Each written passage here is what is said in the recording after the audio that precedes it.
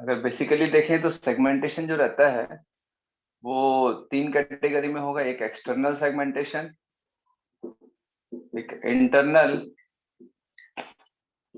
And both external and internal.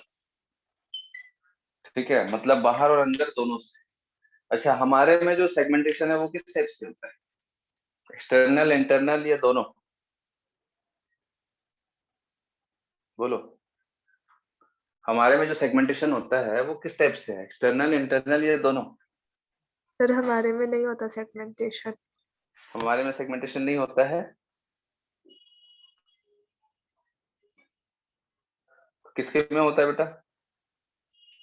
Sir earthworm में, annelids में और ऑर्थ्रोपोड्स में। आर्थ्रोपोड्स में।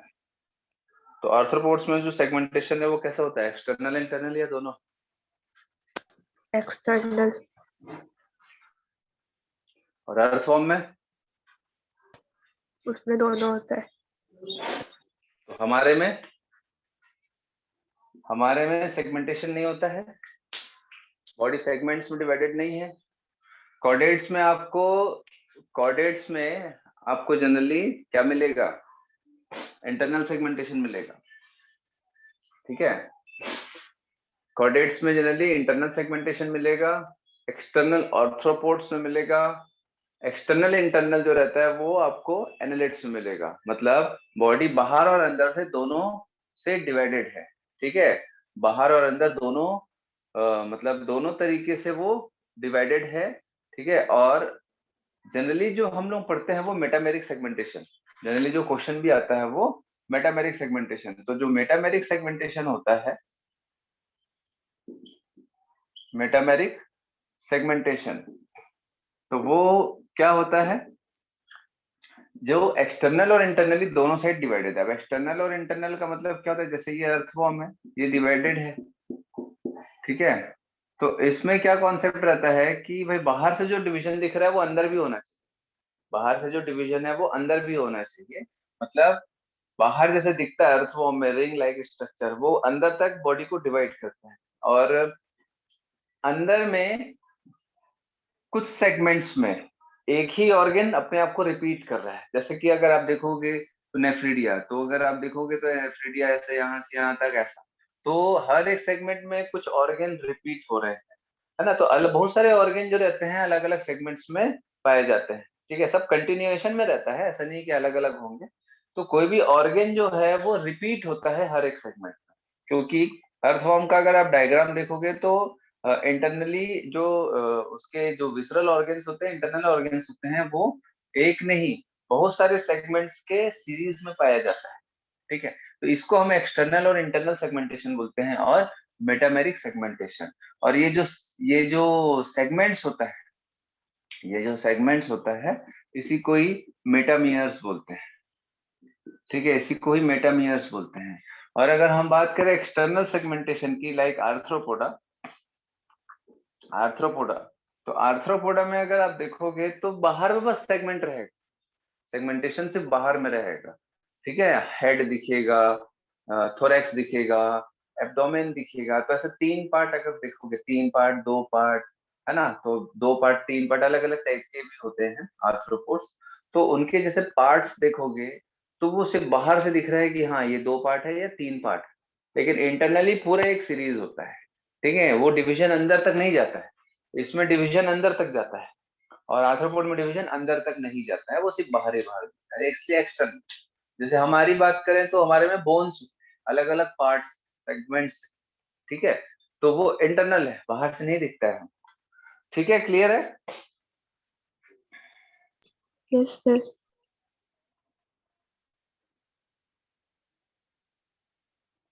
ध्यान रखेंगे हमारे में सेगमेंटेशन इंटरनल है, कॉर्डेट्स में जनरली, आर्थ्रोपोड्स में एक्सटर्नल, एनालिट्स में बोथ। देन उसके बाद अगर हम देखें तो नोटोकॉर्ड क्या होता है भाई? नोटोकॉर्ड,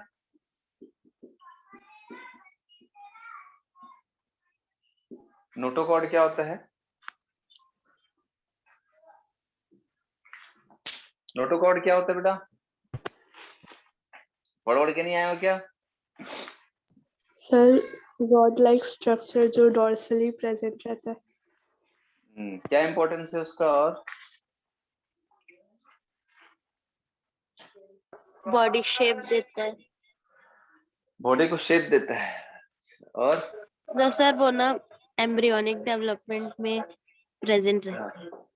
एम्ब्रियोनिक डेवलपमेंट के समय प्रेजेंट होता है। और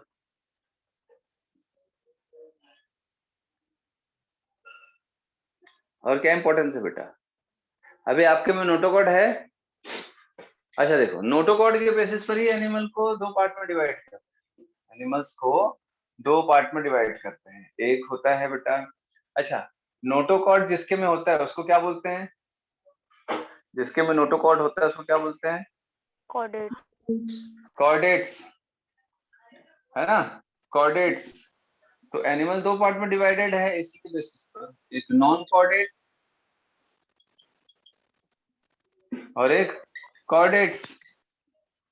ठीक है, तो नॉन कॉर्डेट में नो नोटोकॉर्ड या नोटोकॉर्ड एब्सेंट होगा, इसमें नोटोकॉर्ड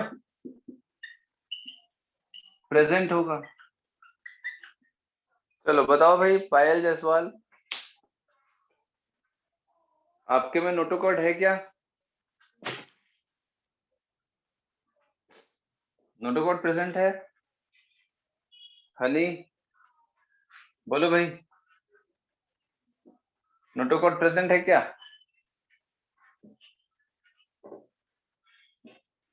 बताओ भाई रिंकी, नोटोकॉर्ड है हमारे में कि नहीं है? आपके में है? है? नहीं है ना। नहीं है? Yes sir. तो आप कॉर्डेट्स में होगे कि नॉन कॉर्डेट्स में होगे?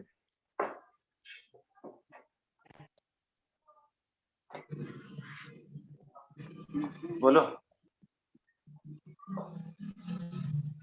अरे बताओ ना बेटा, सर आप कॉर्डेट्स में हो, कॉर्डेट्स में होगे या नॉन कॉर्डेट्स में होगे? से याद नहीं है, मैं पढ़ी नहीं। इसमें क्या पढ़ना बेटा? आपने बोला आपके में नोटोकॉर्ड नहीं है। अगर नोटोकॉर्ड नहीं है तो फिर आप किस में होगे? नॉन कॉर्डेट्स में। नॉन कॉर्डेट्स में। तो हम नॉन कॉर्डेट्स में आते हैं क्या? है हमारे में नोटोकॉर्ड। ह्यूमंस नॉन कॉर्डेट होते हैं कि कॉर्डेट्स होते हैं? कॉर्डेट्स होते हैं। लेकिन क्या आपके में, बताओ भाई संस्कृति, क्या आपके में नोटोकॉर्ड है? यस है? कहाँ है? नो सर, कहाँ है बॉडी में? वो रिप्लेस हो गया वर्टिब्रल कॉलम से। सर वो हाँ। एम्ब्रियोनिक डेवलपमेंट के टाइम बस। ये मेसोडर्मली डिराइव्ड है ना, एम्ब्रियोनिक डेवलपमेंट के समय ये प्रेजेंट रहता है नोटोकॉर्ड। ठीक है, और नोटोकॉर्ड अभी हमारे में प्रेजेंट नहीं है, बट एम्ब्रियोनिक डेवलपमेंट के समय प्रेजेंट रहता है। और नोटोकॉर्ड जो रहता है वो रिप्लेस हो जाता है, मतलब नोटोकॉर्ड कन्वर्ट हो जाता है किसमें? वर्टिबल कॉलम में। ठीक है, तो वर्टिबल कॉलम में चेंज होता है। ठीक है, वैसे टाइप के नोटोकॉर्ड वाले एनिमल्स को हम वर्टिब्रेट ही बोलते हैं। ठीक है, तो नोटो जो कॉर्डेट्स होते हैं उसका भी डिवीजन है ना, याद है? पिछले क्लास में बताया था, एक्नेथा, नेथोस्टोमेटा।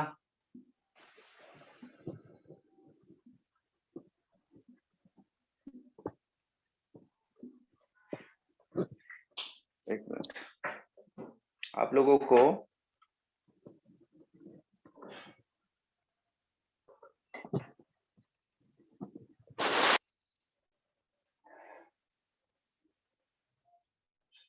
चलो इधर देखो बेटा, अगर आप देखोगे तो ये कॉर्डेटा है ना? फाइलम कॉर्डेटा में फिर अलग अलग टाइप के डिविजन्स हैं। Protochordata, that is primitive Chordata, और यूकॉर्डेटा। तो पिछले क्लास में मैंने ये आप लोगों को ये वाला फ्लो चार्ट दिखाया था कि प्रोटोकॉर्डेटा जो प्रिमिटिव कॉर्डेट्स होते हैं उसमें क्या क्या, हेमिकॉर्डेटा, यूरोकॉर्डेटा, सेफेलोकॉर्डेटा। अभी ये सब फाइलम्स है। बट अभी रिसेंटली हेमिकॉर्डेट्स को फाइलम में ले रहे हैं, ठीक है। तो खैर इसको अभी ऐसे ही पढ़ो। तो प्रोटोकॉर्डेटा जो रहता है उसमें हेमिकॉर्डेटा, यूरोकॉर्डेटा, सिफेलोकॉर्डेटा। तो यहाँ पर आप देखोगे तो क्या लिखा है, notochord half to middle portion, notochord only in tail region, notochord only in head region. तो ये नोटोकॉर्ड प्रेजेंट है एम्ब्रियोनिक स्टेज में भी, अडल्ट स्टेज में भी, ठीक है। तो ये प्रिमिटिव कॉर्डेट्स है। तो प्रिमिटिव कॉर्डेट्स में हम क्या लिए हैं, ऐसे एनिमल जिसमें एम्ब्रियोनिक स्टेज में भी और एडल्ट स्टेज में भी नोटोकॉर्ड प्रेजेंट है, रॉड लाइक स्ट्रक्चर, समझ गए। और जो यू कॉर्डेट है, यू, ई यू का मतलब होता है, ई यू का मतलब होता है ट्रू, ठीक है। ट्रू कॉर्डेटा और क्रेनिएटा, इसमें हम लेते हैं वर्टिब्रेटा। वर्टिब्रेटा का मतलब होता है कि ऐसे कॉर्डेट्स जिसमें नोटोकॉर्ड एम्ब्रियोनिक स्टेज में है लेकिन एडल्ट स्टेज में वो कन्वर्ट हो जाता है वर्टिब्रल कॉलम में, इसीलिए उसको वर्टिब्रेटा बोलते हैं। वर्टिब्रल कॉलम रहता है इसलिए वर्टिब्रेटा बोलते हैं, ठीक है। अब अगर आगे देखोगे तो वर्टिब्रेटा फिर डिवाइडेड है एक्नेथा और नेथोस्टोमेटा में, ठीक है। तो यहाँ पर वर्टिब्रल कॉलम में चेंज हो रहा है, ठीक है, इसीलिए ये वर्टिब्रेटा कहलाता है। उसमें भी एगनेथा और नेथोस्टोमेटा है, फिर नेथोस्टोमेटा में पाइसेस और टेट्रापोडा। अब वर्टिब्रल कॉलम किसी का भी हो सकता है, बोन का भी हो सकता है और कार्टिलेज का भी हो सकता है, ठीक है, या कार्टिलेज लाइक स्ट्रक्चर का भी हो सकता है। समझ आ रहा है बात आप लोगों को? Yes, sir. चलो, तो नोटोकॉर्ड क्या है बेटा, एम्ब्रियोनिक डेवलपमेंट के समय प्रेजेंट रहेगा, एडल्ट स्टेज में नहीं रहता है ना। और नोटोकॉर्ड के बेसिस पर एनिमल को दो पार्ट में डिवाइड किए हैं, एक नॉन कॉर्डेट और एक कॉर्डेट। नॉन कॉर्डेट में नोटोकॉर्ड नहीं रहेगा, कहीं भी नहीं रहेगा, एम्ब्रियोनिक डेवलपमेंट में भी नहीं पाया जाएगा, और कॉर्डेट में एम्ब्रियोनिक डेवलपमेंट में पाया जाएगा और किसी में एडल्ट में भी। तो अगर नोटोकॉर्ड प्रेजेंट है, ठीक है, नोटोकॉर्ड प्रेजेंट है, अगर वो एम्ब्रियोनिक प्लस एडल्ट स्टेज में पाया जाएगा तो ये सब प्रिमिटिव कॉर्डेट्स है, उसको हम लोग क्या बोले थे, प्रोटोकॉर्डेट्स, ठीक है। और अगर सिर्फ एम्ब्रियोनिक स्टेज में पाया जाएगा, उसके बाद वो किसी न किसी दूसरे फॉर्म में चेंज हो जाता है, that is you chordate, that is true chordates, true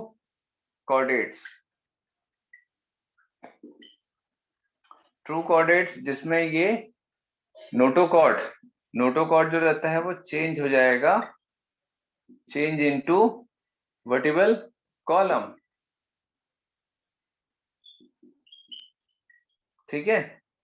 और इसी में फिर हम आते हैं, ह्यूमंस भी आते हैं, दैट इज कॉर्डेट्स में ही हम आते हैं, लास्ट में आते हैं बेटा, मैमल्स में आते हैं।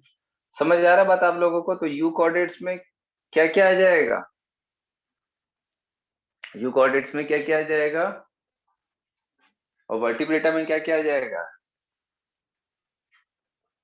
एगनेथा, नेथोस्टोमेटा जिसमें मैंडिबल नहीं है, मैंडिबल है, मैंडिबल वाला कौन कौन है, पाइसेस एंड टेट्रापोडा, ठीक है। ये सारे चीज हम पिछले क्लास में देख चुके हैं, यहाँ बहुत ज्यादा अपन डिस्कशन नहीं करें। क्लियर हो रहा है सबको?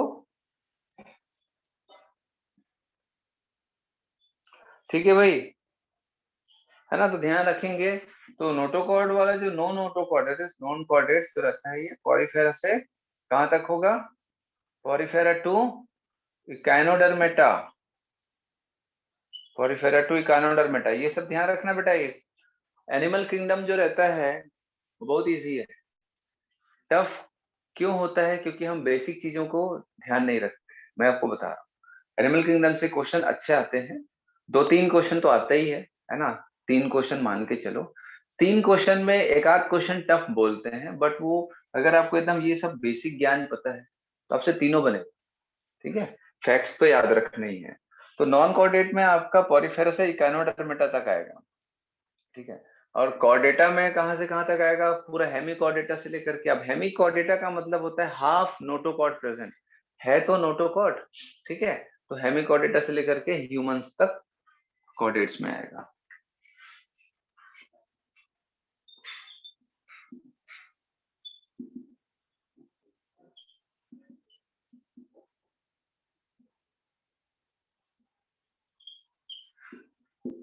चलिए क्लियर है बेटा, समझ आया बात? ठीक है। फिर एक Yes, क्वेश्चन sir. आता है ना, फिर एक क्वेश्चन आता है। तो जो ट्रू कोऑर्डिनेट्स होते हैं इसी को ही वर्टिब्रेट बोलते हैं, ट्रू कोऑर्डिनेट्स को ही वर्टिब्रेट बोलते हैं, है ना। तो फिर एक क्वेश्चन आता है कि सारे कोऑर्डिनेट्स वर्टिब्रेट होते हैं या सारे वर्टिब्रेट्स कोऑर्डिनेट होते हैं? सारे वर्टिब्रेट्स कोऑर्डिनेट्स होते अब देखो, कोऑर्डिनेट की दो कैटेगरी है, एक प्रोटो कोऑर्डिनेट और एक you coordinate. You coordinate he vertebrates है, ठीक है, यू कोऑर्डिनेट्स ही वर्टिब्रेट है, मतलब इसके दो डिवीजन। तो इसमें क्या हो रहा है, जो प्रोटो कोऑर्डिनेट्स है, प्रिमिटिव कोऑर्डिनेट्स है, इसमें नोटोकॉर्ड वर्टिबल कॉलम में चेंज नहीं हो रहा है, ठीक है। Notochord not changes into vertebral column, ठीक है। नोटोकॉर्ड यहाँ पर चेंज नहीं हो रहा है वर्टिबल कॉलम में, इसीलिए इसको हम वर्टिब्रेट्स नहीं बोलते हैं। और इसमें नोटोकॉर्ड चेंज हो रहा है वर्टिबल कॉलम में, इसीलिए हम इसको वर्टिब्रेट्स बोलते हैं। समझ आया बात? ठीक है। तो जितने भी वर्टिब्रेट्स हैं ये है तो कॉर्डेट्स, इसीलिए all vertebrates are chordates but not all chordates are vertebrate. क्यों? क्योंकि कुछ कॉर्डेट्स वर्टिब्रेट नहीं हैं, क्योंकि उनमें वर्टिबल कॉलम नहीं पाया जाता है, तो ये नॉन वर्टिब्रेट्स हैं, इसीलिए दे आर नॉन वर्टिब्रेट्स, ठीक है। इसीलिए मैंने कहा कि all vertebrates are chordates but all chordates are not vertebrates.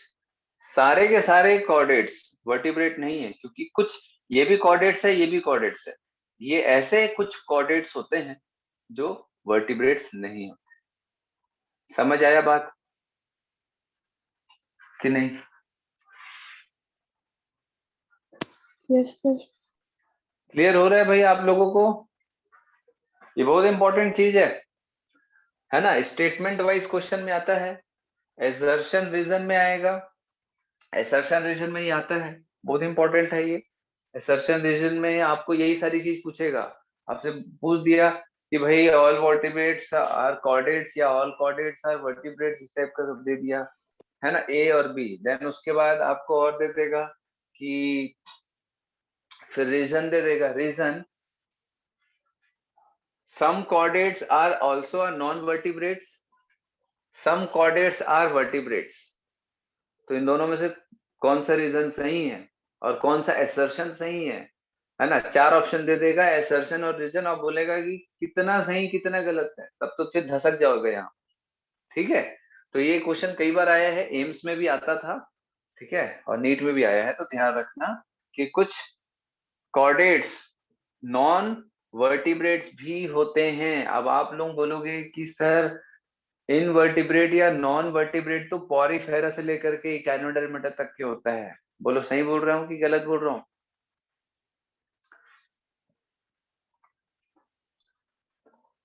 बोलो।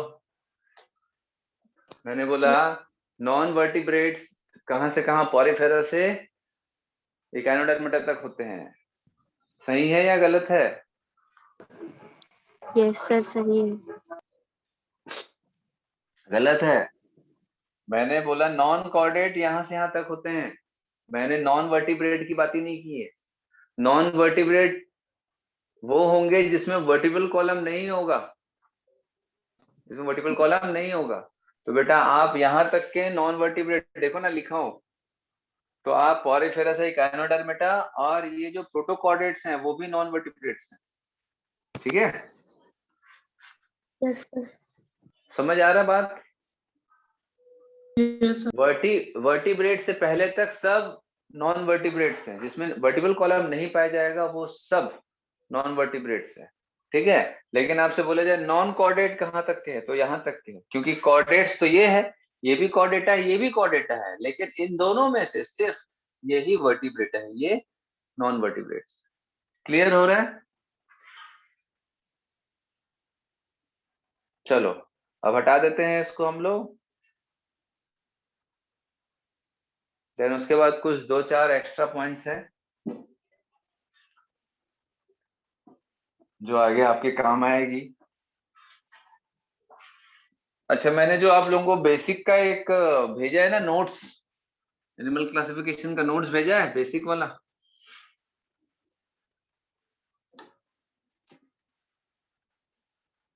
कि नहीं भेजा है? याद ही नहीं है, आप लोग पढ़ते लिखते नहीं हो लग रहा है।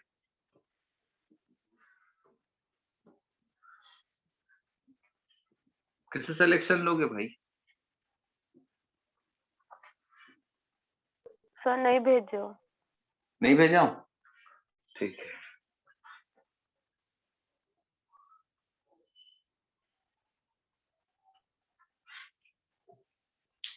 बॉडी प्लान देखते हैं, कितने टाइप का बॉडी प्लान होता है? 2। सेल एग्रीगेट,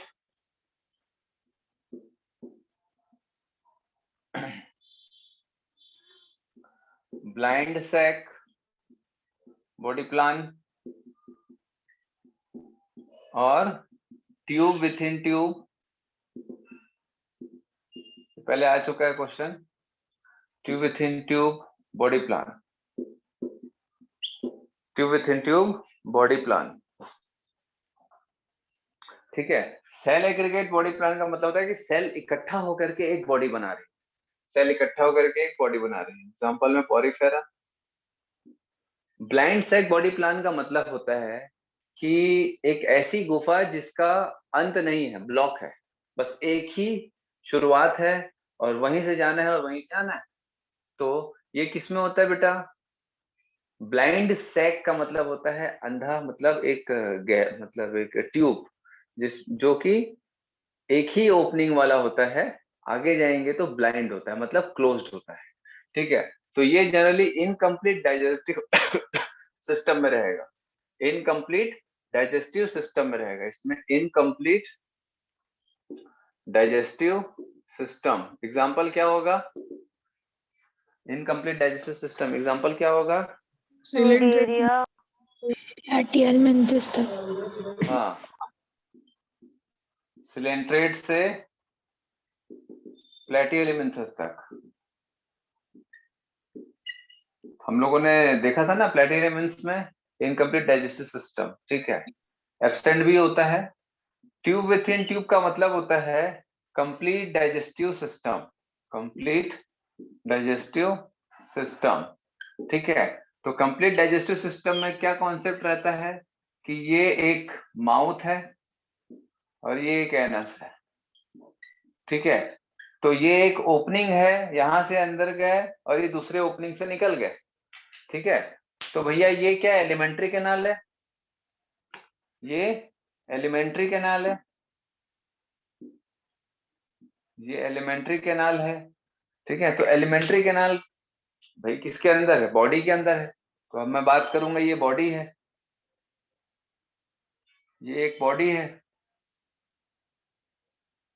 ये एक बॉडी है। ठीक है। ये एक बॉडी है, उसके अंदर एलिमेंट्री कैनाल है। तो दिख रहा होगा आपको, एक ट्यूब है, ट्यूब के अंदर, तो tube within tube.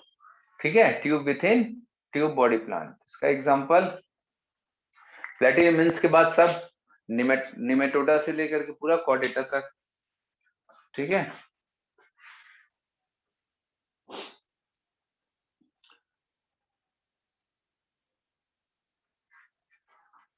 Then उसके बाद देखते हैं कोल्ड ब्लडेड एनिमल,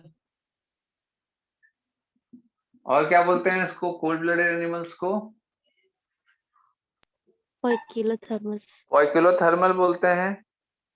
हाँ, यस सर। पोइकिलोथर्मल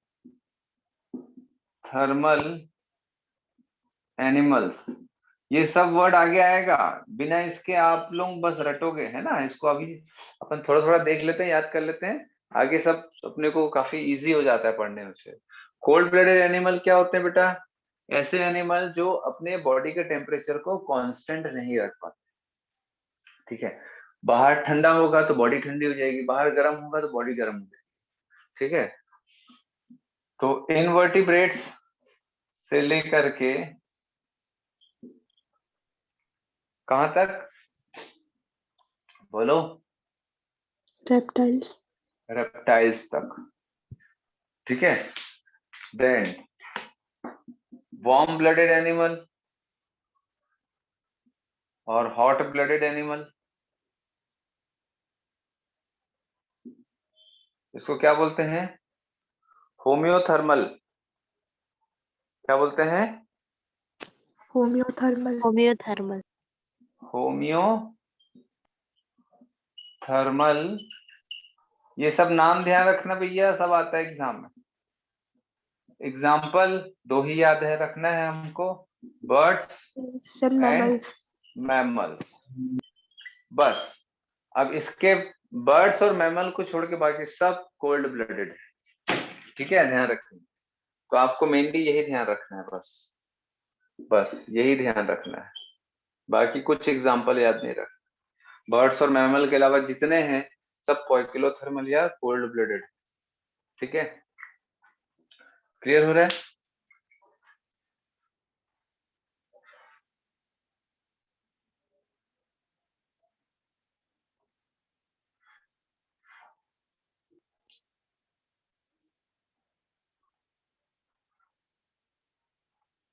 हटा दूं? yes sir, yes sir. चलो उसके बाद देखते हैं बेटा ओविपेरस और विविपेरस। क्या होते हैं बेटा oviparous animal? Egg laying. Egg laying animal को हम ओविपेरस बोलते हैं। और विविपेरस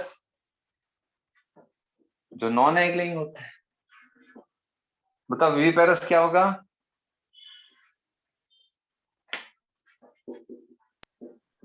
विविपेरस क्या होगा? Non egg laying. अरे तो कैसे बच्चे पैदा होंगे? young one, तो ओविपेरस जो रहते हैं वो एग लेइंग होते हैं, जो अंडे देते हैं। और ये लोग जो होते हैं जो give birth to young once.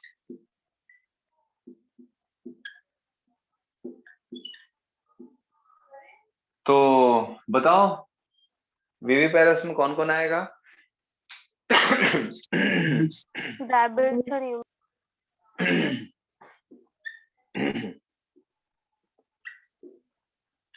mammals, but not all mammals, yes sir, except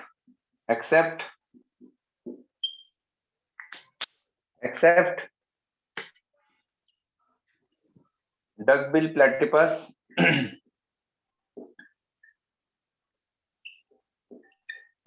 and spiny anteater. They are mammals, but they are egg laying. ये तो एग्जांपल है, 50 बार आया है एग्जाम में, ठीक है। तो मैमल्स जो होते हैं वो क्या होते हैं जी? मैमल्स जो होते हैं वो एग लेइंग होते हैं, सॉरी डायरेक्ट यंग वन का बर्थ करते हैं, बट एक्सेप्ट ये दो मैमल्स को छोड़ के ये लोग अंडे भी देते हैं, ठीक है। ऐसे मैमल्स जो अंडे देते हैं। ओविपेरस में क्या क्या आएगा? फ्रॉग, बर्ड, फिश, ये reptiles सब and क्या है? apes, हाँ, क्या चीज? sir reptiles and apes, reptiles, apps, ये सब आ जाएगा, मतलब इनको छोड़ के बाकी सब आ जाएगा, ठीक है। कुछ ऐसे एनिमल्स भी होते हैं जो ओविपेरस होते हैं, ठीक है।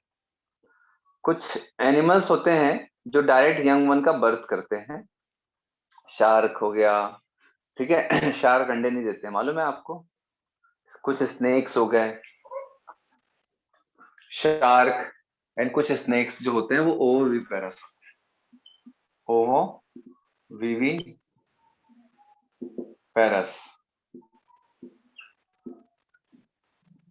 Give birth without placenta, placenta के बिना बच्चे का जन्म होता है। Shark and some snakes like rattlesnake. ठीक है, तो सर तो बैट होता है वो क्या होता है सर? क्या चीज? बैट। बैट तो मैमल से बेटा, अच्छा। वो भी पैरस है। ठीक है, डायरेक्ट बच्चे को जन्म देते हैं। इन दोनों को छोड़ के जितने भी आप मैमल्स पाओगे सब बेबी पैरस डायरेक्टली यंग वन का बर्थ करते हैं।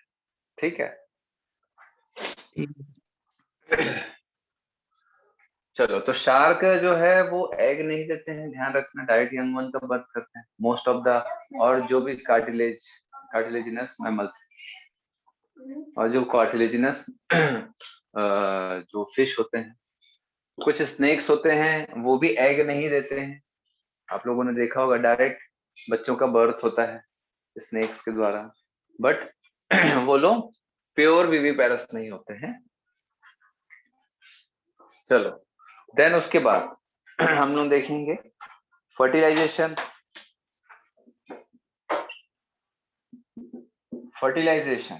अब फर्टिलाइजेशन भाई एग एंड स्पर्म का या मेल गैमेट और फीमेल गैमेट के फ्यूजन को हम बोलते हैं। बट इनका फ्यूजन कहाँ पर हो रहा है, बॉडी के अंदर हो रहा है या बॉडी के बाहर हो रहा है, इसके बेसिस पर फर्टिलाइजेशन को अपन डिवाइड करते हैं, external fertilisation and internal fertilisation. External fertilisation and internal fertilisation, समझ आ रहा है? तो एक्सटर्नल फर्टिलाइजेशन क्या होगा? बताओ भाई, कोई बताओ। fertilization outside the female body. मतलब बॉडी के बाहर फर्टिलाइजेशन जो होता है बेटा उसको हम एक्सटर्नल फर्टिलाइजेशन बोलते हैं, और बॉडी के अंदर जो फर्टिलाइजेशन होगा वो इंटरनल फर्टिलाइजेशन होगा। तो आपको जनरली जो ध्यान रखना है वो इंटरनल फर्टिलाइजेशन के एग्जांपल्स को ध्यान रखना है। लिख सकते हो, ऑल कार्टिलेजिनस फिशेस,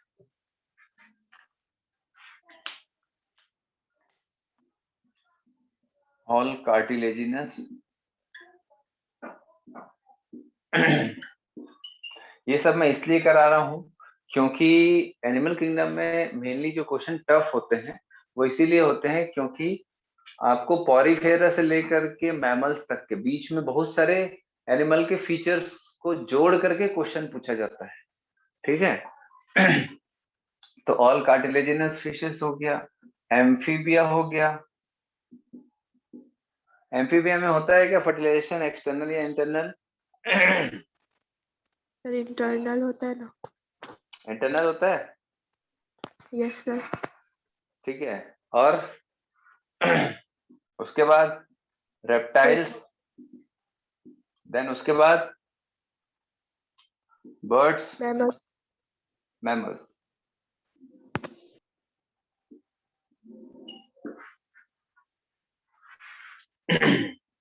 दिख रहा है कि नहीं दिख रहा है?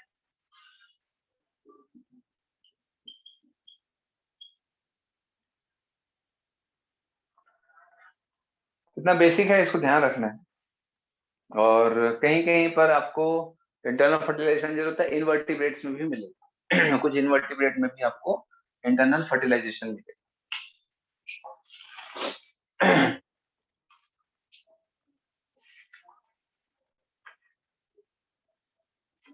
लाइक प्लेटेलिमेंट्स, ठीक है, बहुत सारे में मिलेगा, ये तो बेसिक आपको ध्यान रखना है।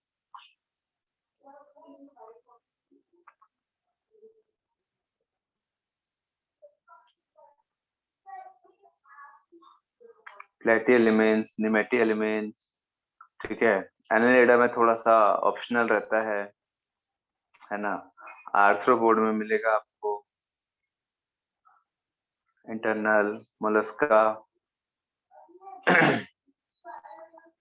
तो ये मैं आप लोगों को ना वर्टिब्रेट्स का बता रहा हूँ, ठीक है, ये वर्टिब्रेट्स का है, ध्यान रखेंगे। इनवर्टिब्रेट्स में कहीं पर मिलता है कहीं नहीं मिलता है, तो अपन एक एक करके करेंगे। तो एटलीस्ट इतना जो मेजर है, एक सीरीज में होता है ना, एक सीरीज में fishes, pisces to mammals. Pisces में भी आपको सिर्फ और सिर्फ कार्टिलेजिनस फिश में, बोनी फिश में आपको एक्सटर्नल मिलेगा। इनवर्टिब्रेट्स में भी इंटरनल पाया जाता है, उसको हम एक एक करके देखेंगे, है ना। ये मेजर फॉर्म को एक साथ याद रखना है। चलिए,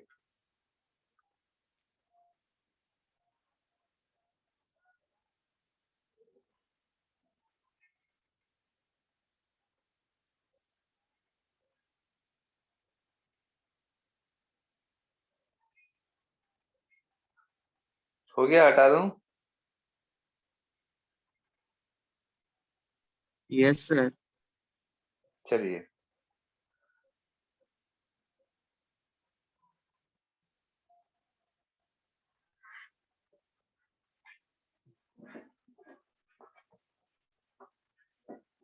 देन इसके बाद हम लोग फाइलम से स्टार्ट करते हैं। देखो, आज मैं क्लास 9:30 तक ही दूंगा। उसके बाद 10 से मलसर की क्लास चालू होगी।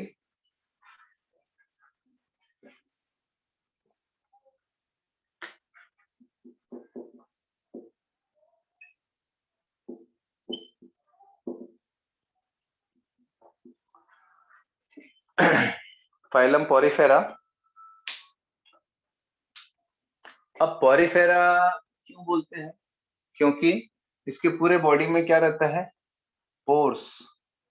Pores present in all over the body. ठीक है, पूरे बॉडी में पोर्स होते हैं। जैसे एग्जांपल के तौर पर अगर देखें, ये एक पॉरीफेरा का एक एनिमल है, तो इसके पूरे बॉडी में आपको छोटे छोटे पोर्स मिलेंगे, छोटे छोटे छेद मिलेंगे।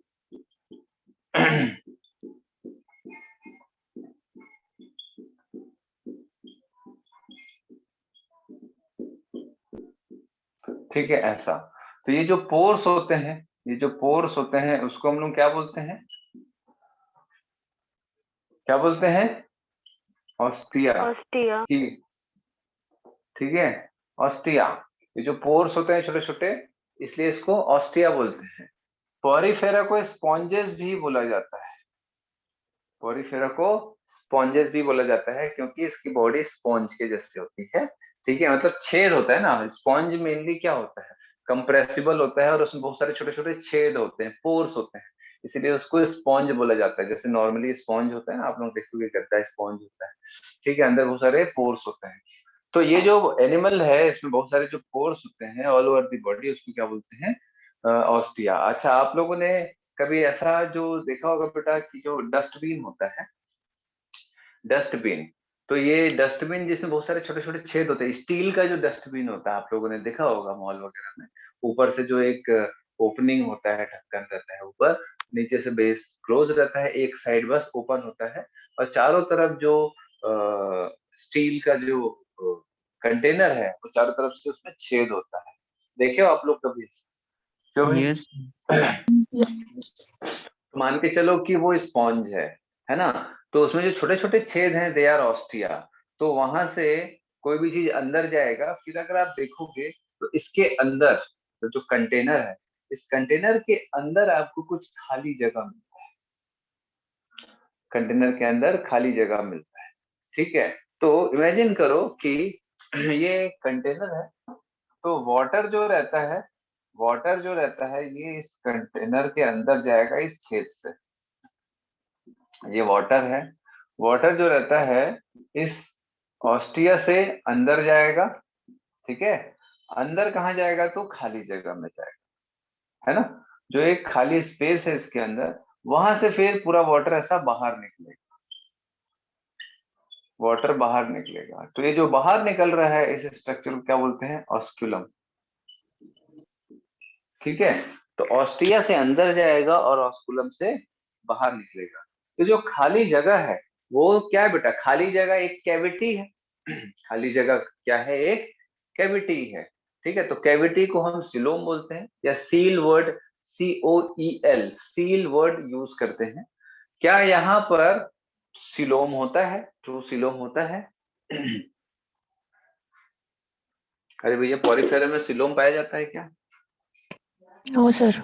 नहीं पाया जाता है। अच्छा, क्या आप लोगों की बॉडी में अभी सीलोम प्रेजेंट है क्या?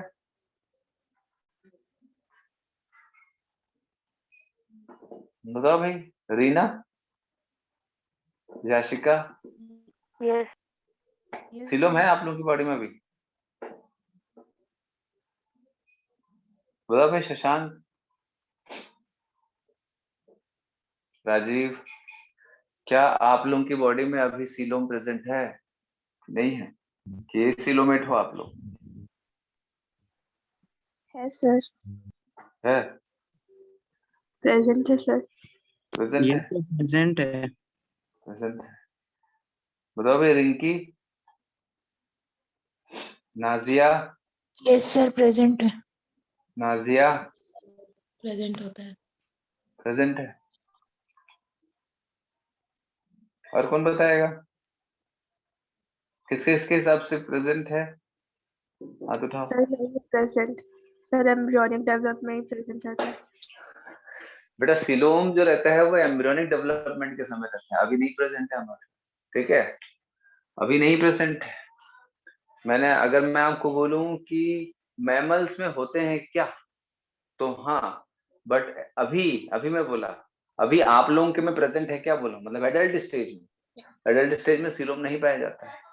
ठीक है, पेरिटोनियल कैविटी पाया जाता है, वही सीलोम पेरिटोनियल कैविटी बन जाता है। अभी हमारी बॉडी में जो भी अंदर बॉडी के अंदर जो कैविटी है, खाली जगह है, दे आर पेरिटोनियल कैविटी। ठीक है, थोरेसिक कैविटी, ये सब कैविटी चेंज हो जाता है। लेकिन ये एक कॉमन कैविटी होता है सीलोम, वो एम्ब्रियोनिक स्टेज में होता है। तो ध्यान रखेंगे सीलोम वर्ड एम्ब्रियोनिक स्टेज में रहता है। ठीक है, समझ आया बात? तो Yes, सॉरी, पॉरीफेरा जो रहता है उसके अंदर, भाई ये जो वाटर है ये कहीं ना कहीं खाली जगह में जा रहा होगा, किसी न किसी खाली जगह में जा रहा होगा। तो इमेजिन करो कि यहाँ पर क्या है, ऐसा स्पेस है, ये है ना, ये क्या है भाई, पोर्स है ये सब क्या है, ये सब क्या है, ऑस्टिया है, ये सब क्या है, ऑस्टिया है। समझ आ रहा बात? दैट इज पोर्स और ऑस्टिया। तो यहाँ से पानी अंदर जाएगा और ऑस्कुलम से बाहर निकलेगा। ये क्या है, ऑस्कुलम। तो ये जो पानी अंदर जाएगा, तो ये जो कैविटी होती है इसको बोलते हैं स्पॉन्जोसील। स्पॉन्जोसील, समझ आ रहा बात आप लोगों को? ठीक है, ये जो पानी अंदर जा रहा है, जो कैविटी है, इस कैविटी से तो बाहर जाएगा, उसको हम क्या बोलते हैं, स्पॉन्जोसील बोलते हैं। समझ आ गया बात आप लोगों को? ठीक है, स्पॉन्जोसील बोलते हैं। तो स्पॉन्जोसील के अंदर क्या होता है, तो स्पॉन्जोसील के अंदर कुछ ऐसे बहुत सारे सेल्स की लाइनिंग होती है। स्पॉन्जोसील के अंदर बहुत सारे सेल्स की लाइनिंग होती है ना, बहुत सारे सेल्स की लाइनिंग होती है। इस सेल को क्या बोलते हैं हम लोग? क्वेनोसाइट्स। हैं? क्वेन कोइनोसाइट्स, और इसको कॉलर सेल भी बोलते हैं। ठीक है, ये इसका स्पेसिफिक फीचर। तो इसमें दो तीन चीजें ही आती हैं, है ना, बेसिकली आपको ध्यान रखना है। इसको स्पॉन्ज क्यों बोलते हैं, है ना, इसको पॉरीफेरा क्यों बोलते हैं, क्योंकि स्पॉन्जो सील होता है इसमें, है ना, ये कंप्रेसिबल है। स्पोर्स होते हैं पूरे बॉडी में, उसको ऑस्टिया बोलते हैं। ऑस्टिया से अंदर पानी जाएगा और ये पानी यहाँ रोटेट होगा एंड ऑस्कुलम से बाहर निकल जाएगा पानी। और ये जो स्पॉन्जो सील होता है ना, ये एक कैविटी है इसके अंदर जहां पर पानी अंदर जाएगा। और इस कैविटी के चारों तरफ आपको क्या मिलेगा, कोइनोसाइट और कॉलर सेल। इसकी खासियत क्या होती है, ये फूड गैदरिंग वगैरह में हेल्प करता है। समझ आ रहा बात? यस क्लियर हो सर। रहा है?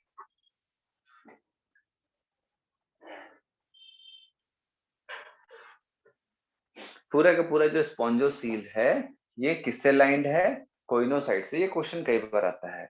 इवन जो ये कैनाल होता है, इवन जो ये कैनाल है, आप लोगों को दिख रहा होगा, ये एक कैनाल है। ठीक है, ये कैनाल में की लाइनिंग में भी आपको क्या मिलेगा, क्या मिलेगा बोलो? Collar cells. कॉलर सेल्स और कोइनोसाइट्स। अगर मैं बात करूं, ये एक कैनाल है ना, ये इसकी बॉडी है, ये एक कैनाल है ना। कैनाल सिस्टम होता है बेटा इनके में, है ना। तो ये कैनाल जो है, कैनाल क्या होता है, बाहर से अंदर तक जाने का रास्ता। जो ऑस्टिया होता है ये एक कैनाल बनाता है। ठीक है, ये भी लाइंड होता है किससे? कोइनोसाइट से। तो कोनोसाइट जो रहता है फूड गैदरिंग में, फूड को कैप्चर करने में हेल्प करता है, ठीक है, फूड डिस्ट्रीब्यूशन में भी हेल्प करेगा ये। चलो, तो इसके कुछ बेसिक फीचर्स हम देख लेते हैं। तो हम लोग जब भी पढ़ेंगे तो हमको क्या क्या देखना है? सबसे पहले देखना है भैया कि बॉडी ऑर्गेनाइजेशन कैसा है ना, आप लोग बताते जाएंगे बॉडी ऑर्गेनाइजेशन कैसा है इसका। देन दूसरा हमको क्या देखना है, इसमें सीलोम होता है कि नहीं होता है, इसकी सिमेट्री कैसी है, ठीक है, सिमेट्री कैसी है, डाइजेशन इसमें कैसा होता है, ठीक है। देन उसके बाद रेस्पिरेशन कैसा होता है, रेस्पिरेशन कैसा होता है, ठीक है। देन उसके बाद रिप्रोडक्शन कैसा होता है, रिप्रोडक्शन में यूनिसेक्सुअल है बाइसेक्सुअल है ये देखा जाएगा, ठीक है। यूनी और बाई सेक्सुअल क्या होते हैं, ठीक है, ये क्या होते हैं ये पूछा जाएगा।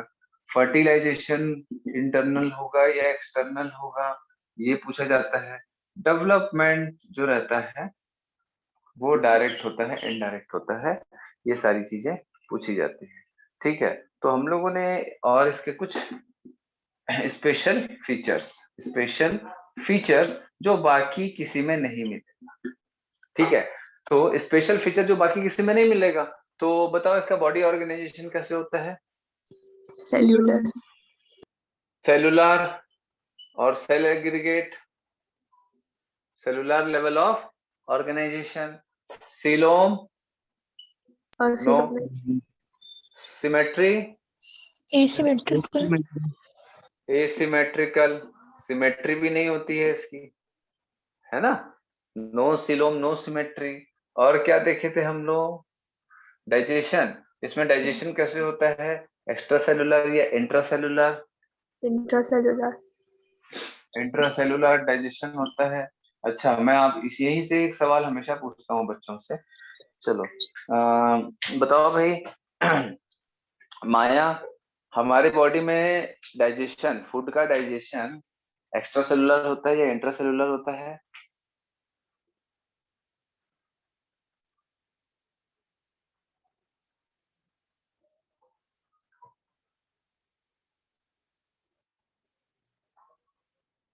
नहीं बताएगी Maya? Archi? Sir intracellular. Intracellular होता है। हनी? इंट्रासेल्युलर।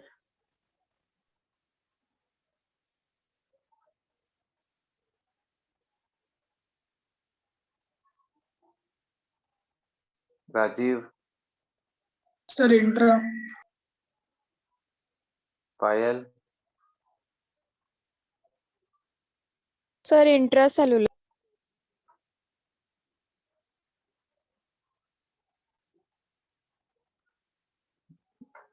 रिंकी?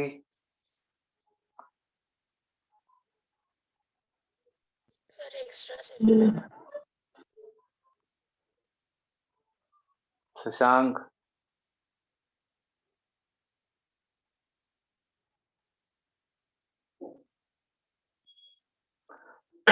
संस्कृति? सर एक्स्ट्रासेल्यूलर, कैसे एक्स्ट्रा सेलुलर होगा बताओ?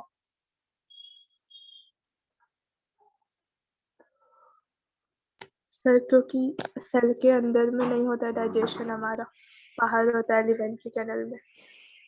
बेटा हमारे बॉडी में एक्स्ट्रा सेलुलर होता है, इंट्रा सेलुलर का मतलब होता है सेल के अंदर।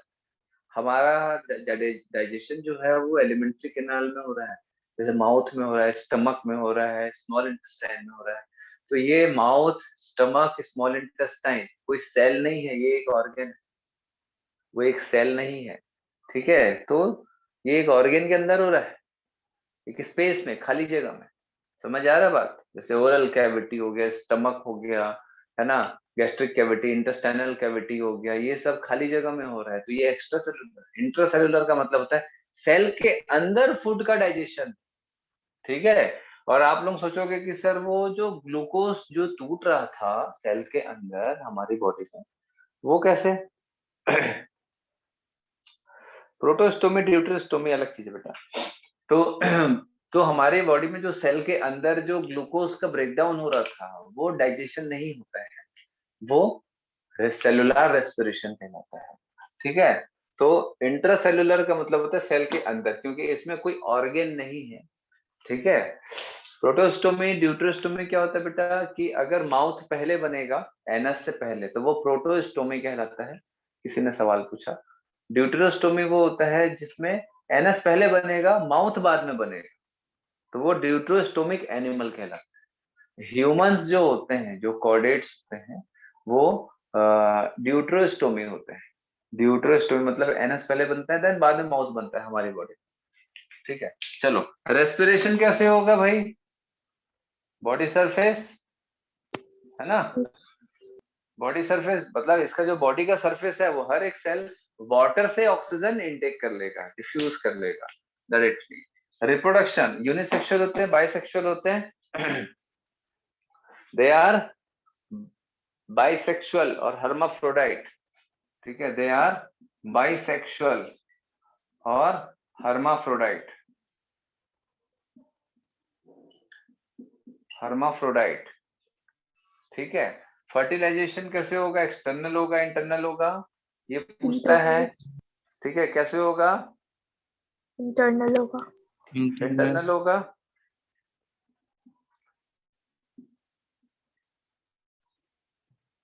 ठीक, देखो ये कई बार क्वेश्चन पूछता है पॉरीफेरेंस में फर्टिलाइजेशन एक्सटर्नल होगा इंटरनल होगा।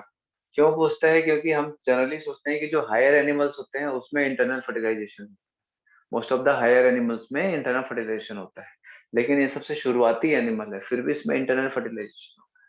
ठीक है, मतलब जो गैमेट्स है वो इस बॉडी तक के आएगा और इस बॉडी के अंदर ही होगा। हालांकि होते सब सेल ही है, बट है तो एक बॉडी ना, सेल एग्रीगेट बॉडी है, ये सेल का मिला जुला एक बॉडी है। तो इस बॉडी के अंदर आता है गैमेट, ठीक है, पानी में स्विम करके, और यहाँ पर फिर बॉडी के अंदर फीमेल गैमेट से फर्टिलाइज होता है। ठीक है, तो इसमें इंटरनल डेवलपमेंट जो रहेगा कैसे होगा? डायरेक्ट और इनडायरेक्ट। इनडायरेक्ट डेवलपमेंट होगा। ठीक है, इनडायरेक्ट डेवलपमेंट होगा। इनडायरेक्ट डेवलपमेंट का मतलब होता है थ्रू लार्वल स्टेज। अब ये लार्वल स्टेज क्या होता है? लार्वा क्या होता है? Larva, what is larva? Larva एक इंटरमीडिएट स्टेज होता है। इंटरमीडिएट स्टेज होता है। इंटरमीडिएट स्टेज किसके किसके बीच का? जैसे कोई एक एनिमल है, कोई एनिमल है, इसने एग दिया। ठीक है, देखो बेटा ध्यान रखना, जो इंटरमीडिएट स्टेज होता है वो एग के थ्रू स्टार्ट होता है ना। एग से जनरली अगर आप देखोगे, एग से जनरली अगर आप देखोगे तो क्या बनता है भाई? अरे चाइल्ड पैदा होगा, किसी का भी हो, चाइल्ड हो, बच्चा है ना, उस एनिमल का एक बच्चा पैदा होगा। तो एग से डायरेक्टली जैसे आप देखोगे मुर्गी का बच्चा पैदा हो रहा है, एग फूटेगा और सीधा बच्चा पैदा होगा मुर्गी। ठीक है, बर्ड्स का या रेप्टाइल का, है ना। तो मुर्गी जैसा ही होगा वो, कोई अलग एनिमल नहीं दिखेगा, है ना। तो जब एग से डायरेक्टली चाइल्ड डेवलप नहीं होता है, एग और चाइल्ड के बीच में एक और स्टेज होता है। तो सर ये तो सब इंसेक्ट में होगा ना ओनली? हाँ बेटा, इंसेक्ट्स में ओनली? इंसेक्ट में बस नहीं होगा बेटा, बहुत सारे एनिमल्स में होता है ये लार्वल स्टेज। ये इंसेक्ट थोड़ी ना है, ये तो पॉरीफेरा है ना। इंसेक्ट तो आर्थ्रोपोड्स में आते हैं, तो बहुत सारे एनिमल में आपको मिलेगा इनडायरेक्ट डेवलपमेंट। ठीक है, तो एग और चाइल्ड के बीच में भी एक इंटरमीडिएट स्टेज होगा, इंटरमीडिएट स्टेज ऑफ एनिमल होगा। इसी को क्या बोलते हैं हम? लार्वा। सिर्फ इंसेक्ट में नहीं होगा ना, ध्यान रख, इसको हम लोग क्या बोलते हैं? लार्वा। ठीक है, इसी को हम लार्वा बोलते हैं। एग के बाद, और लार्वा जो होता है वो अपने माता पिता जैसे दिखता है कि नहीं दिखता है? नहीं दिखता। नहीं दिखता है। नहीं दिखता है। तो इंटरमीडिएट स्टेज जो होता है वो अपने पेरेंट्स की जैसे बिल्कुल नहीं दिखते हैं, they are the larval stage और इंटरमीडिएट स्टेज। ठीक है, समझ आया बात, क्लियर है? इसीलिए इसको इनडायरेक्ट डेवलपमेंट बोलते हैं। डेवलपमेंट थ्रू इंटरमीडिएट और लार्वल स्टेज। हटा रहा हूं इसको मैं। देन स्पेशल फीचर्स में देखेंगे, स्पेशल फीचर्स में देखेंगे क्या क्या देखेंगे भाई, इसमें क्या क्या प्रेजेंट है स्पेशल फीचर्स में? Water canal system, water canal water canal system, water canal system. Water canal system में क्या क्या है भाई? स्टार्टिंग फ्रॉम ऑस्टिया से स्पॉन्जोसील, ये आता है ना एग्जाम में ऐसा, स्पॉन्जोसील से ऑस्क्यूलम। ठीक है, ऑस्ट्रिया से स्पॉन्जोसील, स्पॉन्जोसील से ऑस्कुलम, देन उसके बाद पानी बहा, ये कैनाल सिस्टम है। यहाँ से अंदर घुसा, यहाँ आया, यहाँ से बाहर निकला, तो ये कैनाल सिस्टम है। देन उसके बाद spicules and spongin fibre, spongin fibres and spicules made body. उसका जो बॉडी होता है वो कैसे बनता है? Spicules and spongin fibres. Spicules क्या होते हैं बेटा? एक स्पिक्यूल जो होते हैं वो कैल्शियम कार्बोनेट से बने रहते हैं, तो इनकी बॉडी थोड़ी सी हार्ड भी होती है, बॉडी का जो स्ट्रक्चर होना चाहिए कुछ, ठीक है, तो वो कैसे होता है बोलो? समझ आ रहा बात आप लोगों को? एक Yes. बॉडी का, जैसे हमारा जो स्केलेटन है वो किससे बनता है? हमारा जो इंटरनल स्केलेटन है वो किससे बनता है?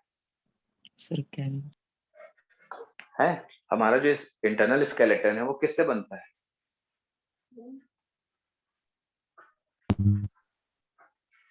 अरे भाई हमारा स्केलेटन किससे बनता है? बोन्स, बस बोन एंड कार्टिलेज। कार्टिलेज। हाँ, बोन एंड कार्टिलेज से हमारा स्केलेटन बनता है। मेनली बोन होता है, कुछ पार्ट्स में आपको कार्टिलेज भी मिलेगा, है ना, इससे मिलकर के हमारा स्केलेटन बनता है। तो इसका जो स्केलेटन है किससे बनता है? Spicules and spongin fibres. Spongin fibre. तो इसको ऐसा लिख सकते हो, बॉडी स्केलेटन